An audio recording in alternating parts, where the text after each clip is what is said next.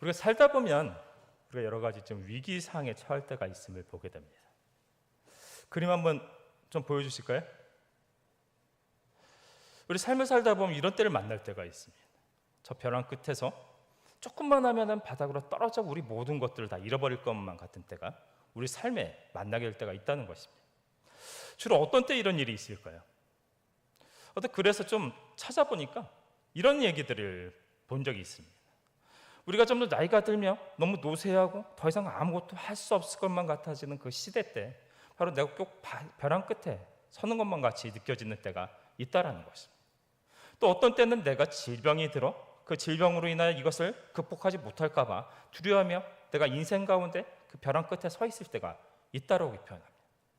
또한 우리 경제적인 문제를 통해서 이 문제를 해결하지 못하면 우리 삶의 모든 것을 잃어버릴 것만 같은 때가 우리 삶에 있다고 이야기합니다.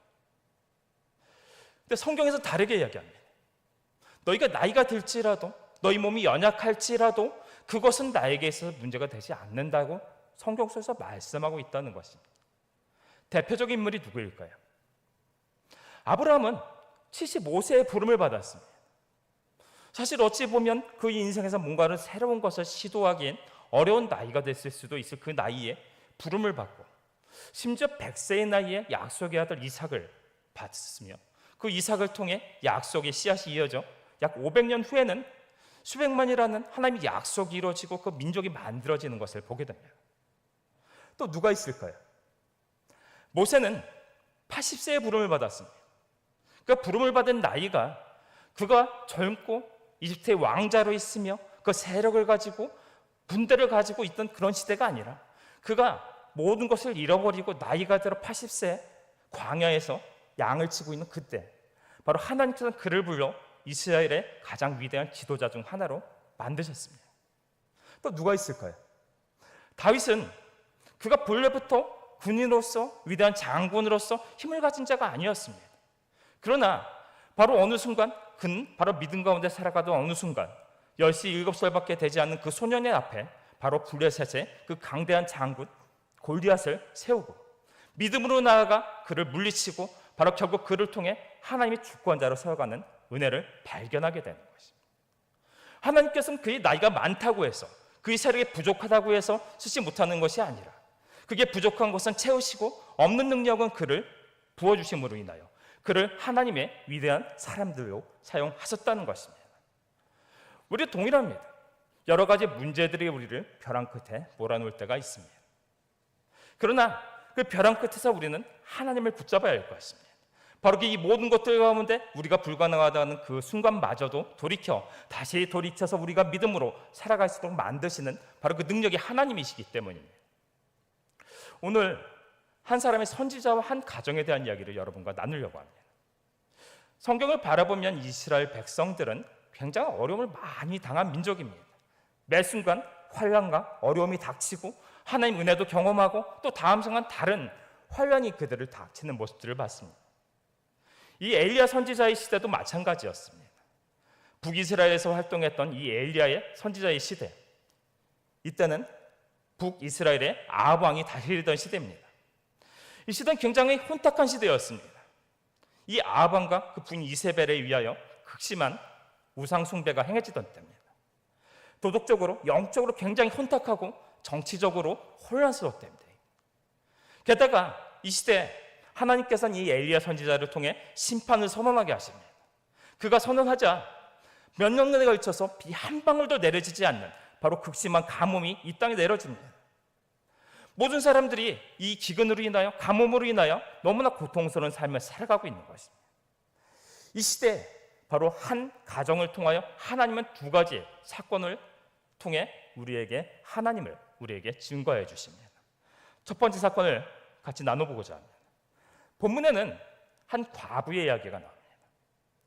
이 중동 지방에서 가장 어렵고 궁핍하고 어려움을 겪는 그 세 가지 부류의 사람이 있습니다.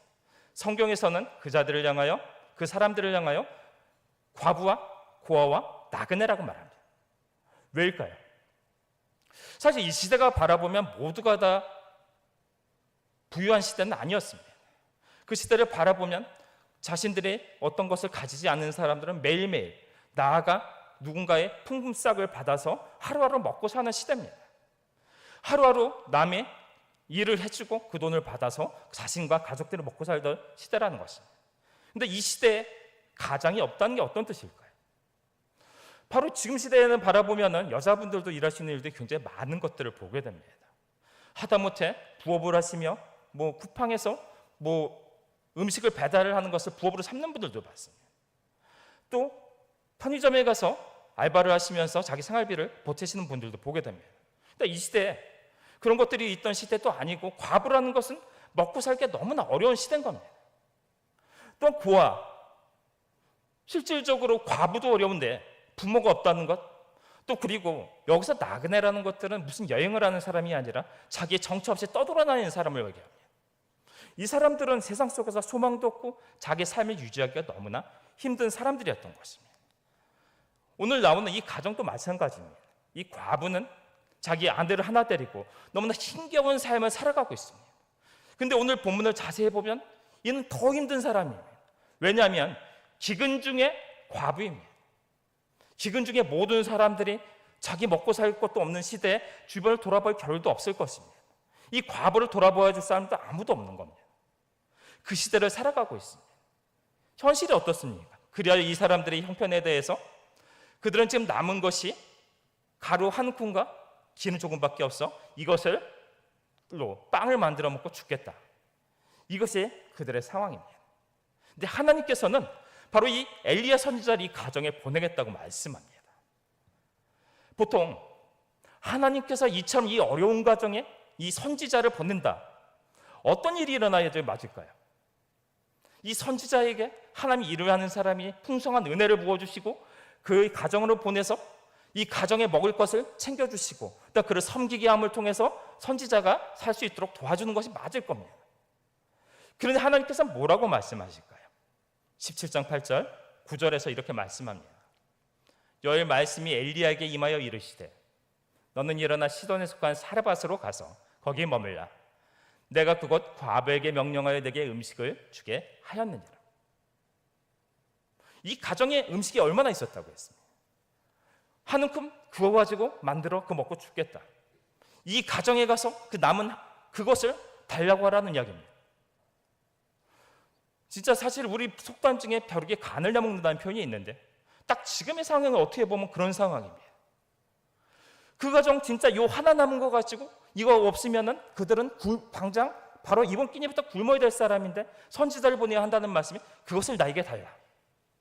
이것이 하나님의 명령입니다. 이게 가능한 얘기일까요?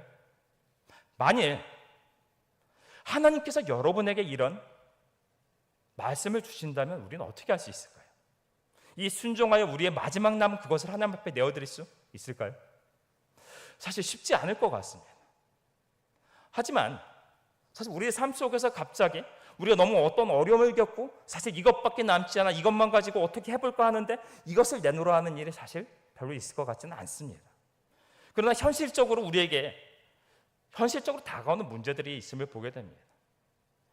우리가 신앙생활을 하다가 가장 힘들게 느끼는 부분들이 하나 있습니다. 우리가 여유 있게 사는 사람들이 그렇게 많지는 않은 것 같습니다. 항상 여유 속에서 우리가 모든 것들을 하나님 앞에 바쳐가며 그 모든 것들 가운데 풍성하게 하나님 앞에 살아가는 사람들이 그렇게 많지는 않다는 겁니다. 매번 자신들은 열심히 일하고 그달 받은 월급을 가지고 그 소득을 가지고 또한 내가 장사라는 것을 가지고 매달 살아가는 모습들을 보게 됩니다. 매달 그것들이 공급돼야 내가 먹고 살며 내가 필요한 모든 것들을 행할 수 있습니다. 그것이 끊어지면 사실은 나의 삶을 유지하기가 쉽지 않은 것입니다. 그런데 그 속에서 여러 가지 어려움으로 더 어려워진 상황 속에 하나님 앞에 나와 사실 내가 하나님 앞에 말씀대로 헌금을 드린다는 건 하나님께 바칠 걸 바쳐야 된다는 알기는 아는데 사실 쉽지 않은 일이 됩니다. 내가 이것을 가지고 사실 우리 가족이 먹어야 될 부분인데 사실 내가 이거 다른 것을 해야 될 것이 있는데 내가 가진 이것을 가지고 사실 헌금을 제대로 드린다는 것이 이렇게 쉽지는 않다는 것입니다. 성경적으로 말하자면 하나님의 헌금 드리라 말씀하신 것들은 우리 것이 하나님의 것이라고 말씀하지만 현실이 따라주지 않을 때가 많다는 것입니다. 제가 사실 그렇다고 해서 이 자리에서 어떤 어려움 속에서 우리는 하나님 것을 무조건 다 우선적으로 드려야 됩니다를 말씀드리고 싶지는 않습니다. 우리 마음의 사실은 중요하다는 말씀을 드리고 싶습니다. 고린도후서 9장 7절에서 이렇게 말씀합니다. 바울은 헌금에 대해서 이렇게 얘기합니다. 각각 그 마음에 정한 대로 할 것이요 인색함으로나 억지로 하지 말지니 하나님의 즐겨내는 자를 사랑하시느니라. 가장 중요한 것은 내 마음속에 있는 것이라고 말씀합니다. 많은 것을 드리면서 그것이 내가 그 욕심 속에서 아까운 가운데 넣는다면, 드린다면 사실 하나님께서는 그것을 기뻐하지 않으신다고 말씀합니다.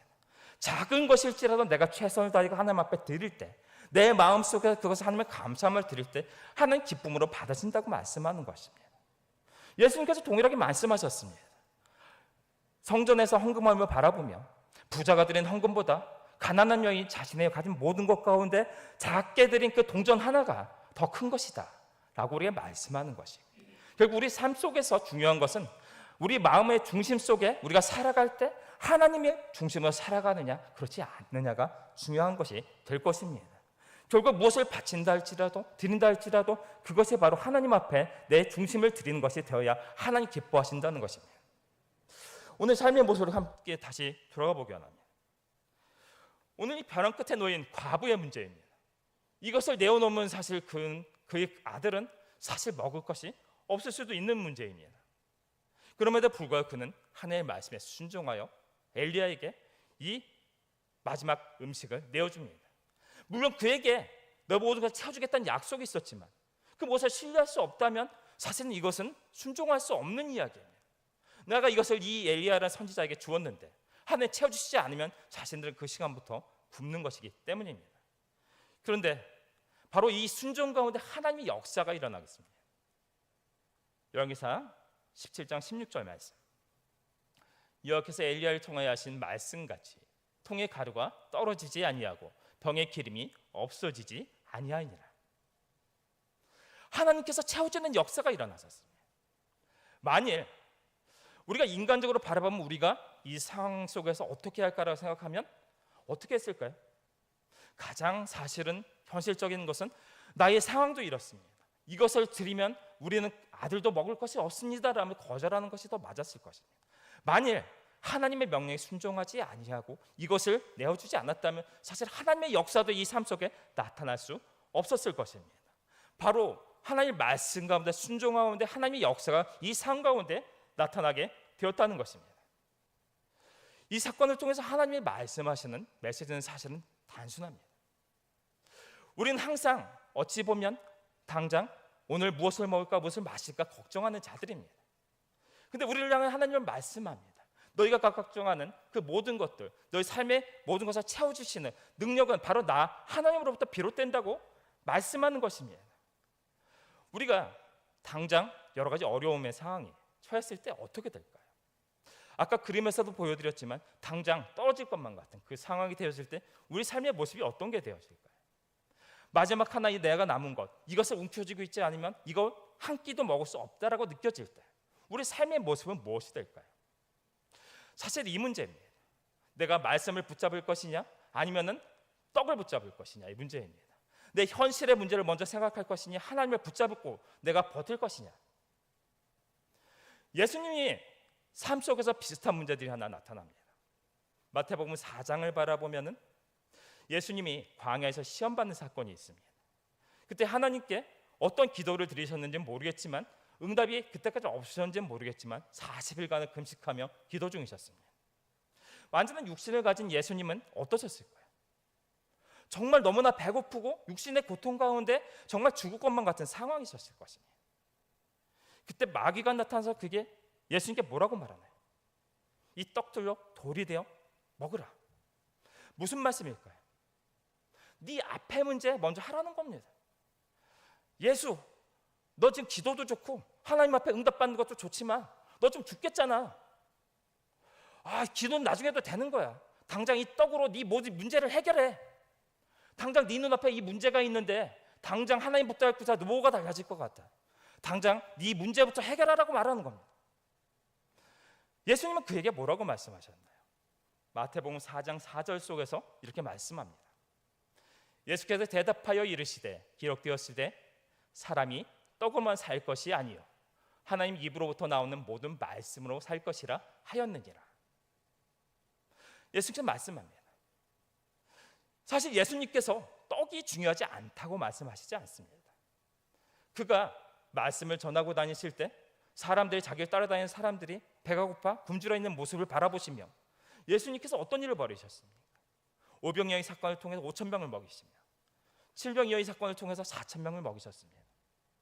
중요한 것은 바로 우리가 인간이 삶을 살아갈 때 바로 떡이 중요하지만 하나님의 말씀이 없이 너희가 살아갈 수 없다라고 말씀하는 것입니다. 바로 너희 말씀이 존재하고 또 그 안에 떡을 먹을 때 너희가 온전한 삶을 살아갈 수 있다. 우리에게 말씀하여 주고 계시는 것입니다. 오늘 이 과부를 통해서 말씀하는 것도 똑같습니다. 하나님은 그분에게 말씀하셨습니다. 네 벼랑 끝에 있는 그 과부에게 네가 이것을 통해 공급하라. 그리하면 내가 이 모든 것을 채워줄 것이다.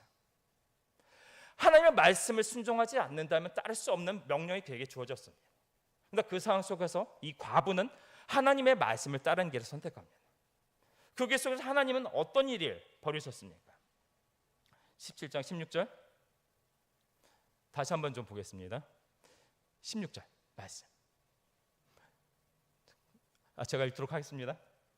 여호와께서 엘리야에 통하신 말씀같이 통의 가루가 떨어지지 아니하고 병의 기름이 없어지지 아니하니라. 우리가 현실적으로 바라보면 우리 안에 한 움큼의 가루와 기름 조금밖에 남지 않으면 이것만이라도 붙잡고 싶어집니다. 단 한 끼라도 이것을 통해서 내가 버티고 싶어집니다. 하지만 이것을 선택하는 순간 사실은 우리는 잠시 우리의 펼쳐지는 상황을 연기시킬 뿐이지 우리의 상황은 해결되지 않습니다.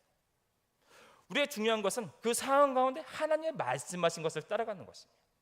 하나님의 말씀을 따라갈 때 우리 그것이 결국 죽음으로 내려가는 것처럼 보이는 그 길 가운데 하나님이 명령하신다면 그 길 가운데 살 길을 열어주시며 우리의 필요를 채우시는 하나님을 만나게 되는 것입니다. 통의 가루, 통의 기름이 우리에게 중요하지만 그것보다 더 중요한 것들은 우리의 삶을 통해 인도하시며 우리를 채우신 하나님을 붙잡는 것입니다.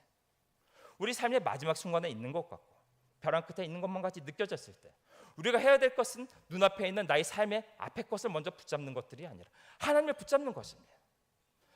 당장에 남의 앞에 있는 것을 그냥 해결하고 미루는 것이 아니라 나의 삶의 모든 근본적인 문제를 해결할 수 있는 하나님을 붙잡고 그 앞에서 그 모든 것을 해결할 수 있는 하나님 앞에 나아가 구하는 삶이 되어야 한다는 뜻입니다.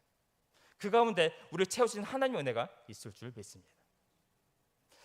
또 한 가지의 문제가 다시 또 이 가정을 찾아오는 것을 보게 됩니다. 사실 앞의 문제는 먹고 사는 문제입니다. 사실 좀 굶을 수 있는 문제이고 정 배고플 때 주변 사람들 가서 사정하며 사실 해결할 수 있는 문제가 될 수도 있을 것입니다. 하지만 이 문제는 인간으로서 해결할 수 없는 문제가 이 사람을 찾아오게 되는 것을 보게 됩니다. 17장 17절 이 일 후에 그 집 주인 되는 여인의 아들이 병들어 증세가 심히 위중하다가 숨이 끊어진지라. 과부의 아들이 병에 걸려 숨이 끊어졌다고 말합니다. 이 과부는 굉장히 어려운 사람이라고 했습니다. 근데 그에게서 마지막 희망이 뭐였을까요? 아들이었습니다. 남편도 죽고 삶에서 너무나 힘들고 어렵습니다. 먹고 살 것이 걱정되며 지금까지 고통받아 살아왔습니다. 그럼에도 불구하고 그가 살고 또한 소망을 가질 수 있는 유일한 하나는 자기 아들을 키우는 것이었습니다. 그런데 하나님께서 이 과부에게 아들마저 뺏어갑니다. 요즘 우리 세상에서 이런 말들이 있습니다. 막 어려운 일들을 겪을 때 바닥까지 떨어졌다는 표현을 썼었습니다. 바닥까지 떨어졌다는 표현은 더 이상 내려갈 곳이 없으니 이제 우리가 여기서 다시 올라갈 수 있다라고 희망을 갖는 겁니다. 그런데 우리 이 시대에는 다른 이야기가 나타난 것을 보게 됩니다. 이것이 바닥인 줄 알았더니 뚫고 내려가니 지하가 있더라. 그런 이야기들 하는 것을 바라보게 됩니다. 최악의 상황이지 알았더니 그 다음 순간에 더 최악의 우리를 덮치더라. 이게 우리 시대의 모습인 것 같습니다. 근데 어떻게 보면 이 과부의 모습이 그렇습니다. 정말 그토록 어렵게 살다가 이제 좀 먹고 살만 했는데 지금 아들이 죽어버리는 거예요. 자기 마지막 희망이 사라져버렸어요. 이 과부는 엘리야에게 막 항변합니다. 때렸습니다. 사실 이게 엘리야의 잘못인가요? 이는 왜 이렇게 행동할까요? 그는 너무나 어렵게 살았던 사람입니다. 근데 하나님의 은혜를 경험했습니다. 하나님의 말씀에 순종했더니 그 삶에 채워주신 하나님의 은혜를 경험합니다. 그토록 매일매일 그는 삶을 마음 졸이며 살았습니다. 줄어드는 자신의 곳간에 가루를 바라보며 다음 끼니에 또 무엇을 먹을까 살았던 사람입니다. 내 아이에게 또 무엇을 먹일 수 있을까? 한 끼니를 먹고 나면 그 다음 끼니에 무엇을 아이를 먹일 수 있을까 살았던 사람입니다. 그런데 그 문제가 해결됐습니다. 엘리야의 말씀 가운데 하나님 앞에 순종했더니 하나님께서 모든 것을 채워주시는 은혜가 이에게 내려졌습니다. 이 모든 사람 기근 때문에 힘들어 먹고 살기 힘든 이 시대에 그의 삶에 풍성하게 채워준 하나님 은혜를 경험합니다. 더 이상 그 먹고 사는 문제로 걱정하지 않게 되었습니다. 자기 아들이 이제 잘 키워볼 것만 같았습니다. 먹을 거 걱정하지 아니하고 풍성하게 먹이며 이를 잘 키울 수 있다라고 생각하는 그 다음 순간에 그 아들이 죽은 겁니다. 얼마나 그 마음속에 화가 날까요? 은혜라도 내려주지 말 것이지.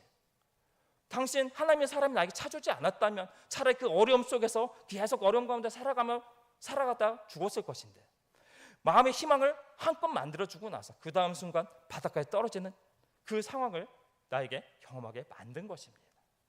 정말 바닥을 넘어 지하까지 떨어지는 상황을 그가 경험하게 된 것입니다. 왜요? 죽음은 인간이 극복할 수 없는 문제였기 때문이에요. 사실 살아있는 순간은 어떻게 해서라도 무엇을 해보겠지만 죽고 난 다음에는 인간에서 할 수 있는 일이 아무것도 없기 때문입니다. 그에게 소망이 사라졌습니다. 그렇지만 엘리야는 다르게 행동합니다. 엘리야는 포기하지 않았습니다. 죽음이라는 문제 앞에서도 다시 하나님 앞에 나아갑니다. 19절 엘리야가 그에게 그의 아들을 달라하여 그를 그 여인의 품에서 받아안고 자기의 거처하는 다락에 올라가서 자기 침상에 누이고 그는 죽은 아이를 들고 하나님 앞에 나아갑니다. 지금 시대에서 사실은 죽음을 극복하지 못합니다. 정말 기술이 발달하고 의학이 발달한 시대입니다. 80년대 에이즈라는 병이 처음 나왔을 때 사실 그것은 걸리면 무조건 죽는 병이었습니다. 그런데 그로부터 40여 년이 지난 지금 그 에이즈는 약만 먹으면 관리할 수 있는 병이 되었습니다. 그것을 극복할 수 있는 기술이 나타났기 때문입니다. 몇 년 전에 우리를 그토록 근심하게 만들었던 코로나는 지금 사실 그것으로 인하여 우리가 근심하지 않습니다. 극복할 수 있게 되었기 때문입니다. 그러나 그 모든 것들로 인해서 극복할 수 없는 것이 있습니다. 어떤 기술로도 인간의 모든 능력으로 죽음을 극복할 수 없습니다. 그러나 엘리야는 그런 상황 속에서도 지금부터 2800년 전 바로 지금처럼 의학이 발달하지 않은 시대에 오로지 그 죽은 아이 시체를 가지고 하나님 앞에 나아갑니다. 어째서일까요? 하나님께서는 바로 인간의 생명마저 다시 주시고 부활시켜 일으켜 세우실 수 있다는 믿음이 그에게 있었기 때문입니다. 그 믿음을 가지고 하나님 앞에 나아가 그는 무릎 꿇고 기도합니다. 20절과 21절 여호와께 부르짖어 이르되 내 하나님 여호와여 주께서 또 내가 우고하는 집 과부에게 재앙을 내리사 그 아들이 죽게 하셨나이까 하고 그 아이의 몸을 3번 펴서 엎드리고 여호와께 부르짖어 이르되 내 하나님 여호와여 원하건대 이 아이 혼으로 그의 몸에 돌아오게 하옵소서 하며 그는 소망을 가지고 그 불가능하게 보이는 그 상황 가운데 하나님 앞에 나아가 구합니다. 하나님, 나를 보내 이 간에 소망을 주셨던 그 하나님, 이 가정 속에 나를 주셨다면 이 아이를 살림으로 이 아이에게 다시 소망을 품게 하여 주옵소서. 나아가 살려달라고 정말 단순한 기도를 올립니다. 우리가 하나님을 믿는다고 이야기합니다. 그런데 그 모든 것 속에서 사실은 우리는 매일 우리가 무엇을 먹을까 마실까 고민합니다. 일단 우리의 나타난 모든 상황을 가지고 또 그것을 어떻게 해결할까 고민하며 살아가는 존재들입니다. 왜 그럴까요? 엘리야는 그 모든 것상에 불가능한 가운데 하나님에 대한 믿음을 가지고 그 앞에 나아갑니다. 우리에게 부족한 것은 무엇이었을까요? 사실 제가 지난주에 좀 다른 주제 속에서 두려움이란 주제를 가지고 근심이란 주제를 가지고 나눌 때 우리가 하나님 앞에 왜 맡기지 못할까라는 이야기를 했었습니다. 그 근본은 그렇습니다. 우리가 하나님을 믿지 않는 것은 아니지만 성경 속에서 분명히 우리를 창조하셨고 10가지 기적으로 이 이스라엘 백성들을 구원하셨고 바다를 가르친 것까지도 믿겠는데 내 앞에 이 삶의 문제, 내 앞에 있는 이 작은 문제를 해결하실 것까지 사실은 온전히 신뢰가 되지 않는 겁니다. 성경에서 그 하나님은 찬송할 만하지만 내 앞에 내 문제를 해결하는 그 하나님에 대해서 온전히 신뢰가 되지 않는 겁니다. 그렇기 때문에 우리는 맡기지 못합니다. 맡기지 못하기에 그 앞에 나아가지 못하고 세상의 문제들 가운데 그 모든 절망 속에서 떨어질 것만 같은 상황이 생길 때 하나님을 의지하기보다는 당장 내 문제를 해결할 방법을 찾아 다니게 되는 것입니다. 그러나 엘리야는 그 모든 것 가운데 기도로 하나님을 붙잡았습니다. 그 모든 벼랑 끝에서 하나님을 붙잡을 때 하나님의 역사를 경험하게 되는 것입니다. 22절 말씀. 여호와께서 엘리야의 소리를 들으심으로 이 아이의 혼이 몸으로 돌아오고 살아난지라. 하나님께서 역사하셨습니다. 바로 인간사 불가능하다 여긴 생명의 문제까지 하나님께서 역사하시며 그를 다시 살리는 은혜가 그에게 나타난 것입니다. 결국 중요한 것은 무엇인가요? 바로 이 두 사건 가운데 동등한 것이 있습니다. 첫 번째 사건 속에서 이 마지막 가루를 내어주면 나의 모든 삶이 끊어질 것만 같습니다. 또한 삶의 문제에 있어서 모든 나의 소망이 끊어졌다고 생각이 듭니다. 그러나 그 가운데 내가 하나님을 믿고 위지하며 나아갈 때, 하나님의 말씀에 순종할 때, 내가 그 가운데 하나님 앞에 기도할 때 나의 삶의 문제를 해결해 주신 하나님을 만나게 되었다는 것입니다. 하나님은 그런 능력이 하나님이심을 우리에게 보여주기를 원하십니다. 중요한 것은 이 모든 두 가지 사건 속에서 우리의 삶에서 어떻게 적용할까에 대한 문제일 것입니다. 우리가 사실은 이 시대를 위기 시대라고 이야기합니다. 이 시대를 이끌어가는 중심은 무엇일까요? 우리 삶의 모든 삶의 것들을 결정하고 우리 삶의 문제를 해결해 줄 수 있는 것들은 무엇입니까? 우리가 인간적인 눈으로 세상을 바라보면 이 세상을 이끌어가는 것은 물질로 보입니다. 또한 권력으로 보입니다. 또한 군대와 같은 강력한 힘을 가지고 있어야 우리가 살 수 있을 것처럼 느껴집니다. 그래서 우리가 세상의 어떤 문제를 만나게 될 때 이 어려움 속에서 더 이상 어떤 길이 없다고 여겼을 때 우리가 찾아다니는 것은 바로 물질을 찾으며 세상의 힘을 찾으며 권력을 찾는 모습들을 가지게 되는 것입니다. 그러나 우리는 세상 속에 경험합니다. 세상 속에 그처럼 강력하며 내가 세상의 주인처럼 행사하는 그 모든 것들이 바로 자연재해 앞에 우리의 모든 죽음의 문제 같은 어떤 힘도 쓰지 못하는 것을 바라보게 됩니다. 우리 강릉의 문제를 바라보면 그렇습니다. 지금 가뭄으로 인해 그들이 제한급수까지 해야 되는 상황이 되어 있고 모든 소방차를 동원하여 거기에 물을 공급해도 그들의 문제를 해결하지 못하고 있습니다. 그러면서 하늘만을 바라보며 비가 올 것을 기다리는 모습들을 바라보게 됩니다. 우리 어떤 기술로도 그 힘으로도 그 금력으로도 그 문제를 해결하지 못하는 것을 보게 됩니다. 결국 마지막에 삶 가운데 우리의 모든 것을 해결할 수 있는 유일한 존재는 바로 우리 하나님이시라는 뜻입니다. 우리가 모든 세상의 것들을 그것들을 통해서 해결할 수 있다고 여기지만 우리의 모든 근본적인 문제를 해결해 줄 수 있는 없음을 발견합니다. 그러나 그 모든 것들마저 생명을 주시고 우리가 할 수 없는 그 모든 것들을 일으켜 다시 승리케 만드신 그것은 오직 유일한 우리가 믿는 하나님밖에 없음을 우리는 발견할 수 있다는 것입니다. 아무리 극한 기근 시대에도 하나님은 그 과부의 집에 풍성한 음식을 공급하신 하나님입니다. 살고 죽는 것이 하나님 앞에 달려있다는 것입니다. 우리가 모든 것을 행하여 그것을 이겨낼 수 있을 것 같지만 우리는 항상 고민하며 그 속에서 고통 속에 살아가고 있음을 고백하며 살아가게 됨을 보게 됩니다. 그러나 오히려 우리는 그 모든 것들이 어렵기 때문에 마지막 달린 것처럼 느껴지는 그 순간이기에 하나님을 찾아야 되는 것입니다. 그 마지막 벼랑 끝에서 하나님을 찾을 때 우리는 하나님을 만나게 되는 것입니다. 하나님께서는 사람을 찾으신다고 말씀합니다. 오늘 이 과부의 집 가운데 아들이 죽는 일이 벌어집니다. 그러나 그 사건은 우연이 아니라 그것을 통해서 바로 하나님의 영광이 드러난 사건이 되었습니다. 불가능한 일을 행하신 하나님의 능력이 나타나는 통로가 되었다는 것입니다. 24절 말씀 함께 한번 좀 읽어보도록 하겠습니다. 함께 읽겠습니다. 여인이 엘리야에게 이르되 내가 이제야 당신은 하나님의 사람이시요 당신의 입에 있는 여호와의 말씀이 진실한 줄 아노라 하니라. 이 불가능한 가운데 엘리야는 하나님을 붙잡고 기도합니다. 그 기도 가운데 하나님께서 역사하셨습니다. 이 시대 가운데도 하나님께서는 이처럼 그 모든 어려움을 놔두고 그 속에 근심하는 자가 아니라 기도하며 하나님을 붙잡는 사람을 찾습니다. 그를 통해 하나님은 역사하시고 하나님의 능력을 드러내기 원하시기 때문입니다. 위기 시대라고 얘기하지만 우리 역사를 바라보면 위기 시대가 아닌 적은 한 번도 없습니다. 오히려 지금 우리가 살아가는 시대가 전 인류의 시대 가운데 가장 잘 먹고 잘 사는 시대입니다. 그럼에도 불구하고 우리들은 항상 위기의 시대, 가장 어려운 시대라고 이야기합니다. 하지만 그런 관점 속에 바라보면 우리는 계속 위기의 시대를 살아가게 될 것입니다. 우리는 바꿔야 할 것입니다. 성경에서 우리에게 분명히 말씀하고 있습니다. 우리의 삶과 죽음, 우리의 모든 문제들, 그 가운데 우리의 희망을 주시고 다시 일으켜 세워 앞으로 나아가시게 하실 분은 오직 여호와 하나님 한 분밖에 계시지 않다라는 것입니다. 벼랑 끝에서 하나님을 붙잡으라고 말씀합니다. 그때 우리의 절망이 소망이 되어집니다.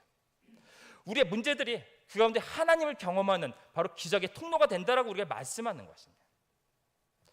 각자들마다 여러 가지 삶의 어려움들, 문제들을 가지고 계실 것입니다. 그것 때문에 내가 이것만 해결되면 좋을 것 같다는 생각들도 있으실지 모릅니다. 그러나 오히려 그것들이 있기 때문에 그것들을 해결할 방법을 찾아 세상을 헤매는 것이 아니라 주님을 믿고 신뢰하며 하나님을 맡기고 나가는 성도 여러분 되시기 바랍니다. 그 가운데 바로 우리들을 근원적인 문제까지 해결할 모든 능력이 하나님께서 우리를 채워주시고 이끌어 그것을 승리케 하시는 하나님을 만나게 될 것입니다. 여러분의 삶이 바로 그런 삶을 통해서 바로 이 시대 가운데 하나님의 사람이라 칭을 받는 그런 믿음의 사람들이 다 되시기를 예수님의 이름으로 축원합니다.